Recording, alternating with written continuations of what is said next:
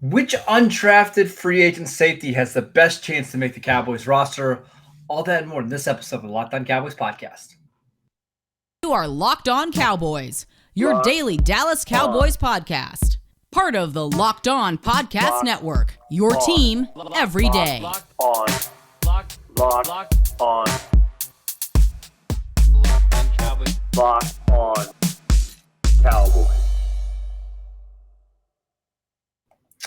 Welcome back to the Locked On Cowboys podcast, part of the Locked On Podcast Network, your team every day. We want to thank you for making us your first listen of the day. We are free and available on all platforms. I am Markquese Mosher. You can follow me on Twitter at Marcus_Mosher. He is Landon McCool. Check him out on Twitter at McCoolBCB. Landon, how you doing today? Doing well. Looking at some of these guys, it's easy to kind of start forming your special teams units after looking at all these undrafted guys. They clearly have a type, and I'm excited to talk about it. Some of these guys actually, I think, have some upside for some defensive play as well. Yeah, let's get ready to do it. Let's talk about Markquese Bell, a safety that the Cowboys signed from Florida A&M. I think this is the player that Cowboy fans seem to be the most excited about. But what did you see from your tape study? Yeah, I mean, I see a guy who's very tall, extremely long athlete for the position. He has a very stretched, thin frame. There's a lot of great stuff to build on. He has great athleticism and frame, speed and length, which is something that you can't, obviously teach. I feel like he's an upside play, right? He's got all this athleticism. But he's inconsistent in kind of his processing, his diagnosing what's happening. He's very kind of, and this is, I think, actually going to be a theme if there's a theme for this group of three, right? He's very linearly explosive. Like he's explosive in a silo. He's not going to can't really change directions, right? I mean, he's so leggy, it's like Yeah. he it's weird because he does a really good job of like lowering his pads to like strike a ball carrier. But he doesn't do a great job of like lowering his pads and then quickly exploding out of that kind of lowered pad stance to go in a different direction. He just doesn't change directions very well. Like I said, long strider speed, explosion is mostly linear. Link speed combo along with the physicality makes him a great candidate to cover tight ends. But you didn't see a ton of. Well, I mean, you saw him covering tight ends, but I didn't see him covering a lot of NFL caliber tight ends. Yeah. And I think that's the hard part, right? Is that he has a job, like a physical nature that you think can translate. But he just didn't see the kind of athletes. I mean, no one sees the kind of athletes they see in the NFL, but I think especially at the tight end position, you just don't see those kind of tight end athletes very often in college, especially when you're playing at Florida A&M and playing their kind of schedule. So you just didn't see him kind of get tested in that way, but I do think he can do that. I have a note here. It's tough to evaluate his versus level of competition. I just watched the opposing center snap the ball up to his butt while the QB was in shotgun, which was a hilarious little reprieve. I did watch him play South Florida, and I know South Florida Yep. doesn't have a lot of great NFL players, but that's at least a bigger school, and certainly didn't look overmatched there. We should also mention Absolutely one not. of the reasons why you get a guy like this that's 6'2", 212 pounds and runs at a 4.4 that's playing at Florida A&M is because he had to transfer away from Maryland. This is a 4-star recruit. Like, this is a big time recruit that never played for Maryland due to some team issues, some following rules, but he is quite the prospect. He was heavily recruited, coming out, like Georgia, Florida, Clemson, all those teams were looking to kind of get him. Decided to stay kind of closer to home in Maryland. And then it sounds like there was some sort of kind of falling out that happened. He had to transfer away, spent a year in community college in Kansas. But according to what Dane says, at least the coaches all rave about him at Florida A&M. So he has that kind of going for him. I think my thought process here is that could he put on 5 or 10 pounds and be like a nickel linebacker? That's I probably think his role in the NFL, right? Yeah, I mean, he has many of the skills of a safety, but he doesn't like. But is the question, I guess, is he versatile enough to play in every system as a safety, right? Like I think most teams would probably view him as a box safety. I think he can play on the back end, but I just don't know that like that's going to be he's not going to thrive there, and he could probably get regularly exposed there if he plays there a lot. And I think the same thing in the slot. Where does he win? His size speed combo is really hard to beat. It's why he's going to be probably a very good special teams player. My unanswered questions for him is where is his ceiling as a safety? I just think that in today's NFL, safeties are so versatile and they kind of have to play all over the place. I think as at least early on is probably limited to a box role. And I don't actually know if he will ever he's got some developing to do before he's ready to be like a rotational safety. Yeah, or he's or a special team guy to start, but I do think he's got the right temperament to play in the box. Like he loves contact, and I don't know if I would call him a big hitter. He has some big hits, but he's mostly a pretty reliable physical tackler, right? Like he's not afraid to go inside the box and make tackles. I think that's probably his best role. I don't know how I feel about him playing as a free safety or matching up with tight ends, even though he has that size. I heard Mike Renner from Pro Football Focus actually say that a couple teams were wondering about him as like a boundary cornerback. Now, I mean, you look at his size, I get it, but I don't know if he's got that fluidity to play as a corner in the NFL. I could see it in the system maybe where it's a lot of cover 3, it's a lot of cover 1, and he's kind of remains in a silo because I think he has that kind of vertical explosion athleticism. But yeah, I mean, if he's in cover 1 and his man goes across the field, like he's gonna get toasted. Now, yeah. For the Cowboys, for this like forced safety, because you have Jayron Kearse, you have Malik Hooker, and you have Donovan Wilson. Those are your clear-cut top 3. Now we're talking about safety 4 and safety 5. Do you like Markquese Bell better than Israel Mukamu, a 6th-round pick last year from the Cowboys? Or Tyler Coyle, for that matter. Tyler Coyle, mean, like the Cowboys have a lot of these guys already. And I think that he's, kind of that type. I mean, the more I watched him, the more I thought this is like a guy who's going to be coming in and trying to play Kearse's position, right? I just, I don't know if I like him. I think I probably like him as much as Tyler Coyle, but I haven't seen a ton of Tyler Coyle. So I think that likely those two guys will probably be competing for a spot. I just wonder how many of these kind of guys they can fit on the roster. I mean, probably a lot because there's just not a lot of guys that are 212 pounds running the 4.4s. That's probably they'll true. probably find spots for these guys, right? And what's different for me compared to Mukamu is this guy loves to tackle, and that's not really Mukamu's game. And if you're going to be the forced safety on the roster, you better be able to tackle on special teams. It's kind of why, as much as I love Mukamu, I kind of think Bell probably has the inside track of winning that job. Yeah, I mean, I think I like Mukamu more in a more safety role anyways. I think Bell, I would play in the box, and I mean, we'll call him a safety, but I would say he's more on the Jayron Kearse version. Of course, Kearse version of a safety. I just don't know that he's playing the back end or in the slot very much. If it comes down to which guy do I feel more comfortable playing on defense, it's Mukamu. But I think Bell is probably more projectable traits on special teams, and that's why I at least think that he's got a really good chance to make this team. And then we'll see 2-3 years down the road if he can provide anything on defense. Yeah, I mean, he's got to beat out the other safety that they and that's undrafted free agency. Yes, it's a very, very good point, which we should talk about the other safety. But before we do that, I want to tell you guys about BetOnline. Our partners at BetOnline continue to be the #1 source for all of your betting needs and sports info.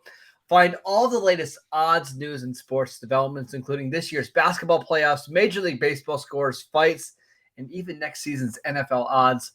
BetOnline is your continued source for all of your sports wagering needs, from live betting to playoff, esports, and more. Head to the website today or use your mobile device to learn more about the trends in action. BetOnline, where the game starts. All right, Landon, you hinted at it. The next player that we're going to talk about is Juanyeh Thomas, a safety from Georgia Tech. Another fantastic athlete. Not 6'3", though, like Georgia Tech listed him all season long, but 006, 213 pounds. What do you think about Juanyeh Thomas? I can see why Georgia Tech listed him as 6'3". I mean, he plays kind of with the he's over 6 foot. He's almost 6'1", but he plays with like a kind of a high a flat back and kind of a high head. Like he looks tall on tape. He's tall. I mean, he is tall. He's over 6 feet tall. He's a long athlete. He looks the part while kind of standing on the hash. He's got good muscle and nice play weight. He's 212 pounds already as well, despite being 3 inches shorter than Ball. He lined up all over the place. He was down in the box. He was single safety high. He was in the slot. He was in the nickel.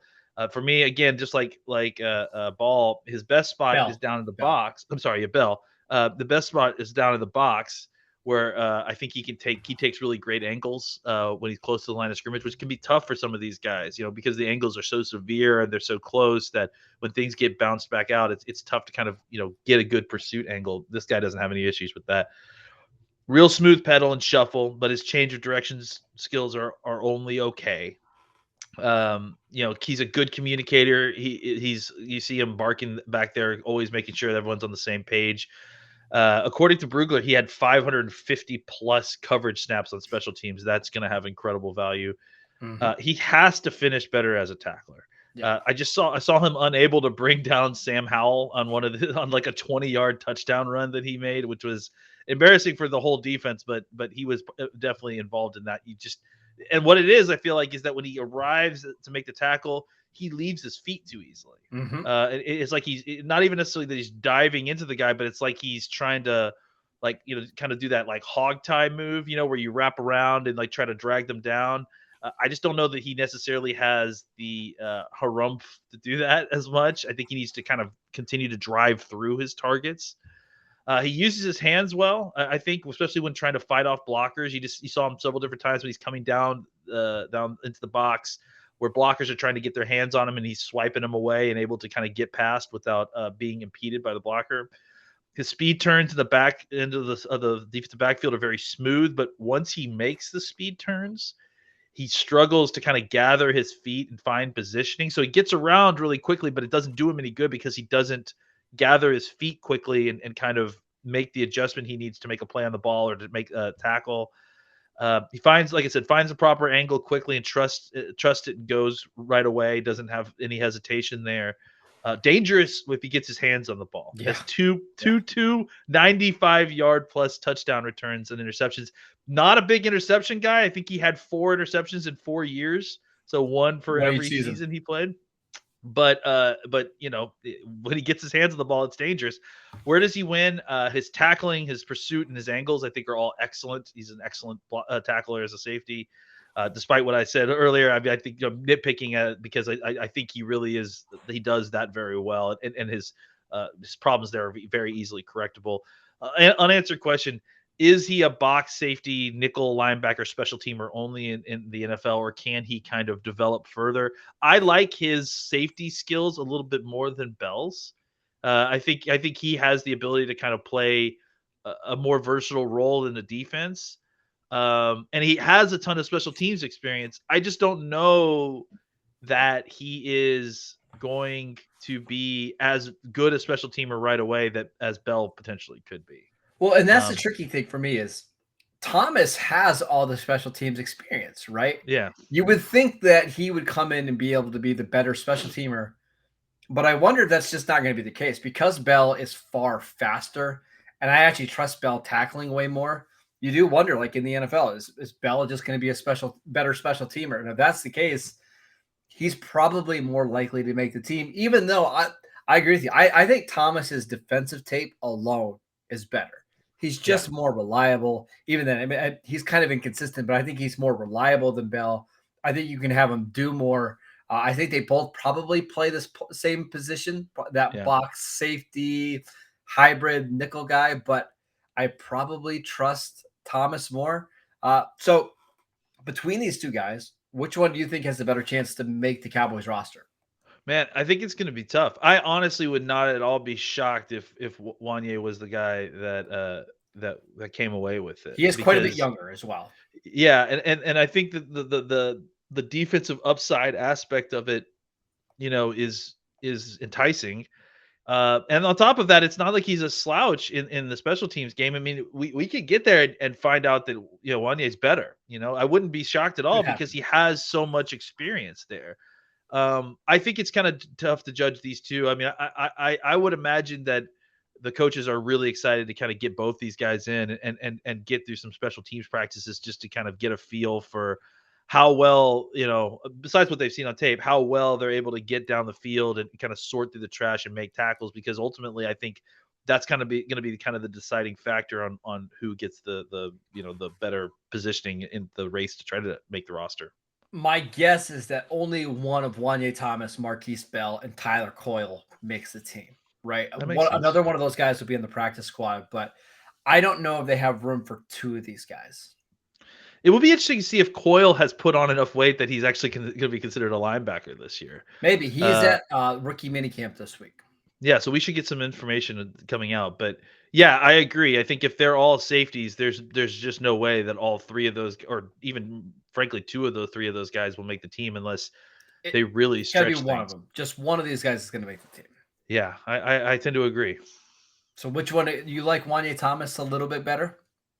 I think right now I do. Just because, like I said, I think I trust him a little bit more as a player on defense. And I don't know that the gap, if there is a gap in how they play special teams, is very large between these two. And frankly, we could get into training camp and find out that actually Juanyeh's a better special teamer too. Just to put this out there, Dane Brugler, our guy at The Athletic, he had Juanyeh Thomas as the 16th graded safety in the class. He gave him a 5th or 6th round grade. And then he had Markquese Bell as a 19th graded safety, 6th or 7th round grade. So both of these guys easily could have been drafted. Would not have been a shock at all. So for the Cowboys to get these two guys as undrafted free agents, they gave a huge signing bonus to Bell. It indicates that the Cowboys got some guys that actually could contribute and help out this year. So I'm really fascinated to see which one of these two shines in rookie mini camps, has put together some good practices in training camp, and then ultimately on the field during the preseason. So keep an eye on those two safeties. We've got one more guy to talk about, Landon. This player is actually maybe the highest rated of all the players that we're going to talk about today. But before we do that, I want to tell you guys about Rock Auto. With the ever-increasing numbers of makes and models, it's now impossible for your local chain auto parts store to stock up on all the parts that you need.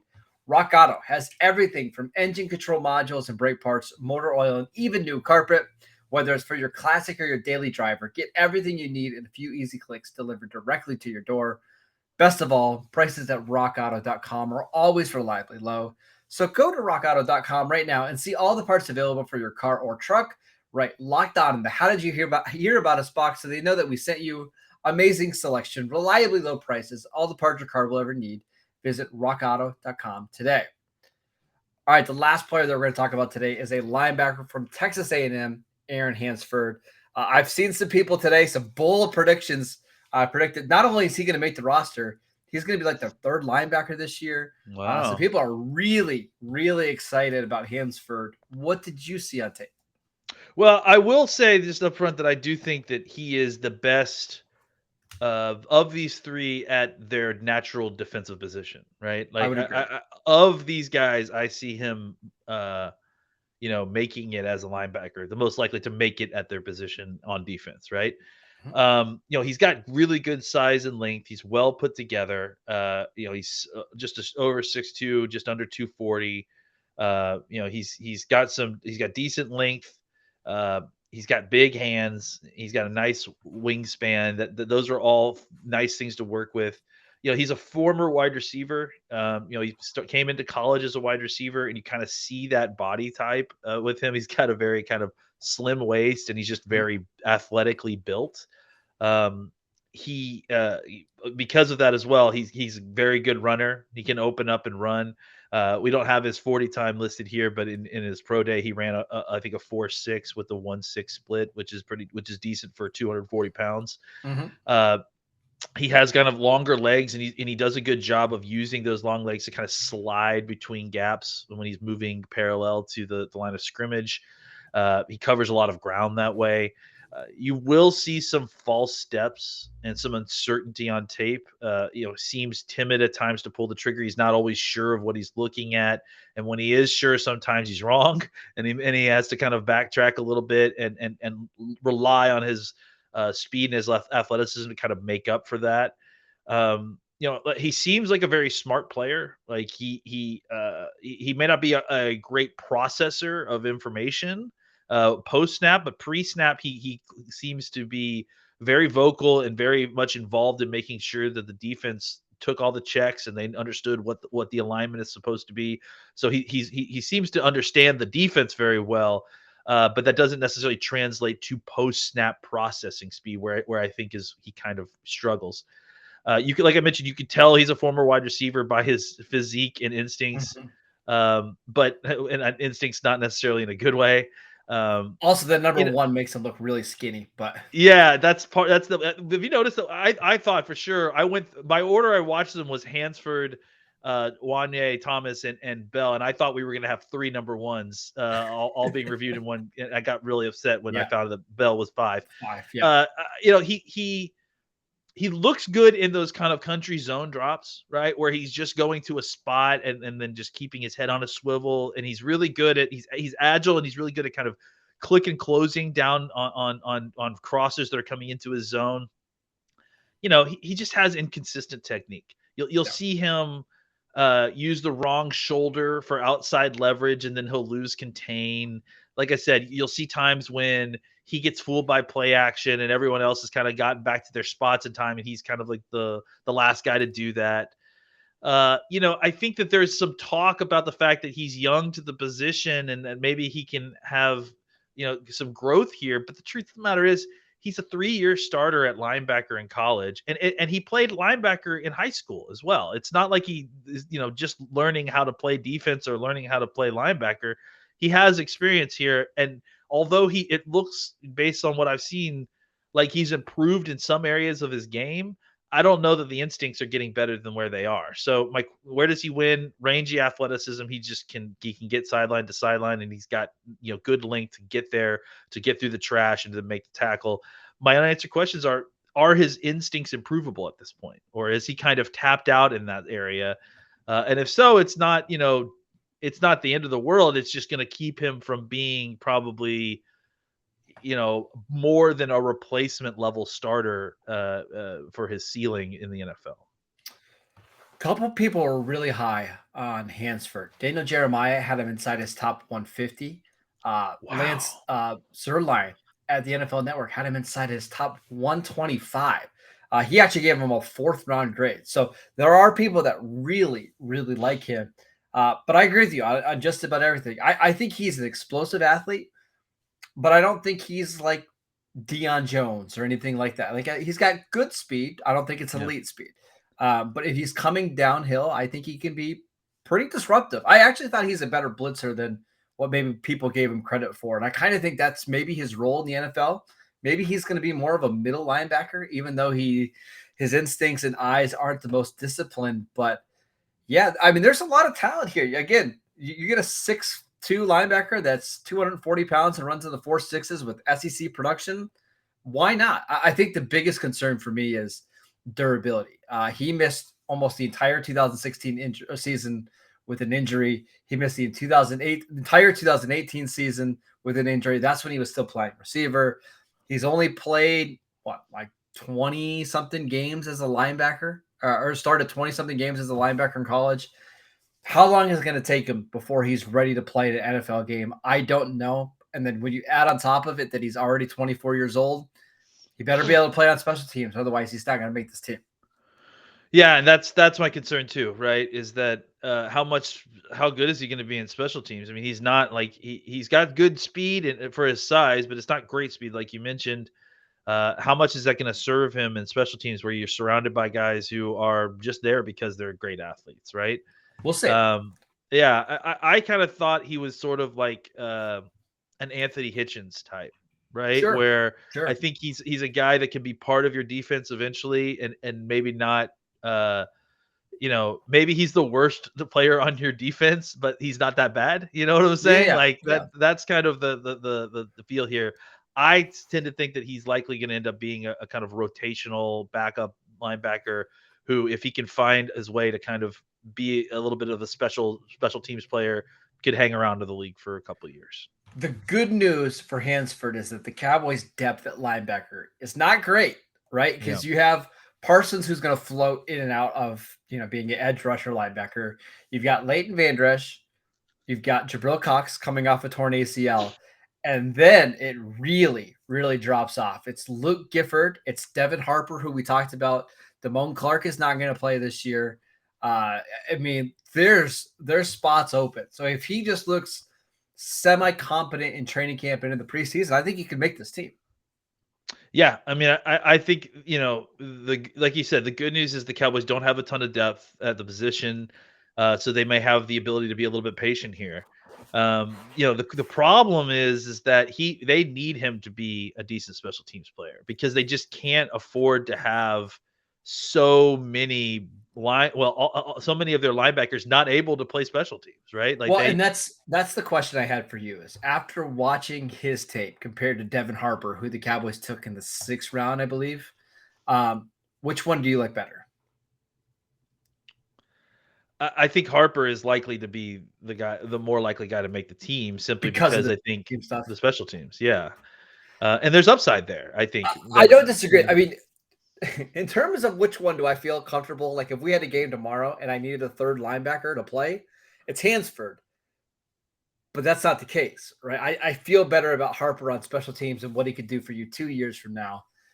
But we'll see. I mean, maybe Hansford could beat out Luke Gifford for kind of that reserve linebackers / special teams guy. Yeah, I wouldn't be, I mean, the issue is that, like you said, a lot of teams had him rated very high. So I would normally suggest that maybe this is the guy that they try to sneak onto the practice squad, and then suddenly you find out next year he made the team and, he's just like a kind of core, he becomes the new Luke Gifford, right? But the issue is that, like you said, a lot of teams rated him very high. So you're not likely to be able to sneak him down the practice squad, though we say that every year and people get snuck in. So I don't know. Well, let's remember that this year. We always get so nervous about the practice squad, and you might lose one guy every year, maybe. Well, and especially this year, right? Because there's so many more of these guys that everyone is going to be very satisfied with the guys they've got, likely.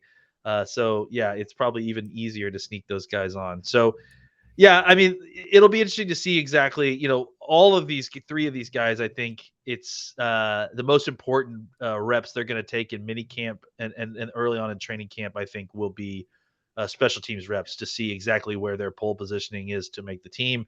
And then from there, you'll see exactly what kind of opportunities they get to play and their natural positions on defense. You and I are big Luke Gifford fans, but he turns 27 here in August.